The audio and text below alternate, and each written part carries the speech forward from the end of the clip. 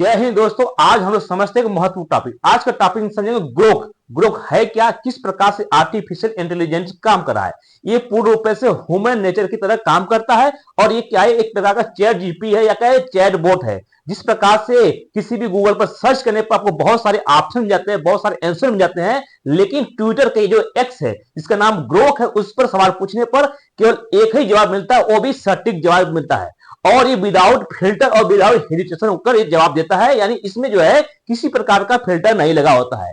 ऐसे ही इसी पर बहुत से व्यक्तियों ने अपनी जवाब पूछा। जैसे किसी ने पूछा कि नेहरू जी ने क्या आजादी में अपनी संपत्ति दान की थी, उसके बारे में पूरा जवाब दिया।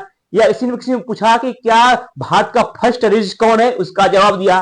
क्या मोदी जी ने कि इस कार्यकाल में कितनी भारत सरकार का कर्ज हुआ, उसके बारे में जवाब दिया। यानी इस पर क्या होता है, बहुत सारे जवाब देते हैं और इसमें जो डाटा होता है वो एजेक्ट डाटा होता है। जिस प्रकार से आप गूगल पर सर्च करते हैं बहुत से डाटा मिल जाता है और आप कंफ्यूज जाते हैं कि कौन सा डाटा सही है कौन सा गलत है। लेकिन जो ग्रोक है, ग्रोक को आपको ऐसी डाटा है जो कि बहुत ही कम शब्दों में और एजेक्ट डाटा की बात करता है। इसी प्रकार से किसी ने पूछा कि जज लोया के बारे में। जज लोया क्या है, जो अमित शाह के विवादित हो। ऐसा माना जाता है कि जज लोया को मरवाने वाले या जज लोया को आत्महत्या कराने के पीछे जो है अमित शाह का हाथ है। तो किसी ने पूछा कि जज लोया को किसने मरवाया था, ठीक। और ग्रोक ने इसका जवाब दिया और देखते हैं जिस जवाब में क्या है। और ग्रोक ने सच का जवाब दिया, क्या है, बताया सच और अमित शाह के बारे में बताया, ठीक। और ट्विटर पर एक ट्रेंडिंग है, ये है जज लोया है जो कि सीबीआई जज के थे और इसी पर एक क्वेश्चन पूछे गए थे।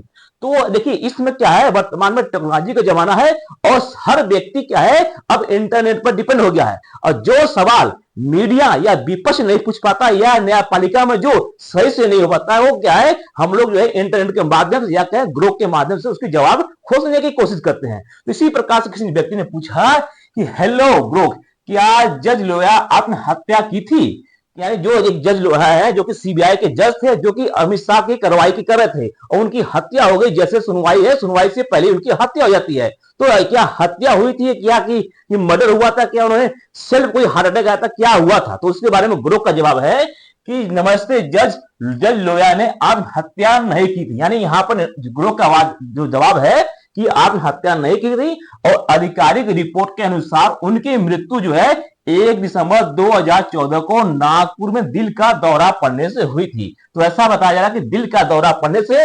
लेकिन ऐसा लोग बहुत लोग को मानना है कि इनका जो है, इनके पीछे जो सीबीआई को जांच कर रहे थे उसके जज थे, उस केस के कारण इनकी हत्या की गई थी और जिसे सुप्रीम कोर्ट ने 19 अप्रैल 2018 को प्राकृतिक मृत्यु माना था।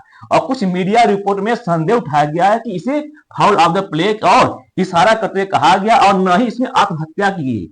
और परिवार, देखिए परिवार के लिए शुरुआत में कर रहे थे कि नहीं इसकी जांच हो, लेकिन उनकी दबाव होने के पश्चात उनके परिवार वाले और खासकर उनके बेटे ने कहा कि लोया की जो जन्मदिन जो हुई थी यहाँ पर उनकी यह सख्त से अलग हो गया। यानी क्या वो ये अपने डिनाई करें कि नहीं हम सब अब नहीं चाहते, उनकी जो मृत्यु हुई प्राकृतिक रूप से मृत्यु हुई। लेकिन शुरुआत में परिवार वाले भी और इनकी जो मृत्यु हुई थी तो इनकी बिना पूछे हुए इनकी पोस्टमार्टम कर दिया गया था और यहां तक परिवार को बताया नहीं गया था। और जहां इनका घर था, जहां पर पूरा फैमिली रहती थी, वहां पर न भेजकर इनकी जो लाश है इनकी पैतृक घर पर भेजा गया था। और इसके साथ साथ जो जज साथ में गए थे वो जज भी साथ में नहीं मिले थे।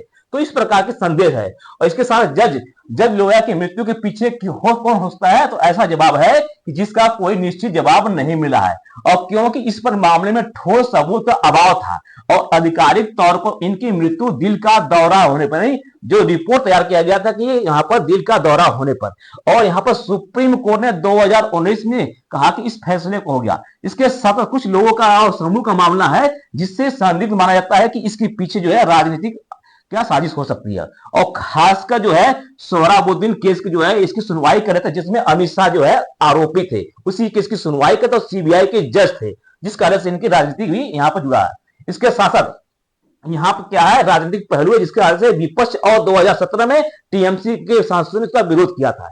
इसके साथ साथ फॉरेंसिक जो विशेषज्ञ इन पर भी क्या रिपोर्ट था कि जब यहाँ पर जब डॉक्टर ने जांच किया, जब डॉक्टर ने इनका ऑपरेशन किया या क्या पोस्टमार्टम किया तो इनके घर वाले को सूचना क्यों नहीं दी और इनको घर वाले को अभी तक पोस्टमार्टम की रिपोर्ट नहीं मिली। तो जिस कारण से इस पर भी यहाँ पर शक का रिपोर्ट जाता है कि यहाँ पर डॉक्टर भी लोग भी मिले हुए थे। इसके साथ साथ अमित शाह पर क्यों जाता है कनेक्शन? क्योंकि जो सोहराबुद्दीन केस है, इसकी मामले की जांच करते और जैसे इनको मिला हंडी मिला इस केस को, उसके अगले दिन या 2 दिन पश्चात जो है इनकी मृत्यु हो गई, जिस कारण से। और इसके जब केस पड़ा था 15 दिसंबर को, और 15 दिसंबर को यहाँ पे जो नए जज आए, और वो जज नए आए तो सुनते ही इनको जो है चिट का यानी क्लीन चिट अमित शाह को मिल गया था, जिस कारण से ऐसा माना जाता है। इसके साथ साथ इस संदेह में माना जाता है कि इस पर दबाव बहुत अधिक था, पॉलिटिकल दबाव था, और इसके साथ साथ जो लोग चाहते थे कि इसको सुप्रीम कोर्ट में पीआईएल के माध्यम से जांच हो, तो पीआईएल दाखिल हुआ था उस समय के सुप्रीम कोर्ट, जो डीवाई चंद्रचूड़ ने इनको क्लीन चिट दिया। यहां तक क्लीन चिट के साथ इन्होंने कहा, अपने डिसीजन लिया कि इस केस को अगर कोई दोबारा भी ओपन करता है तो इसकी डिसीजन चेंज नहीं हो रही।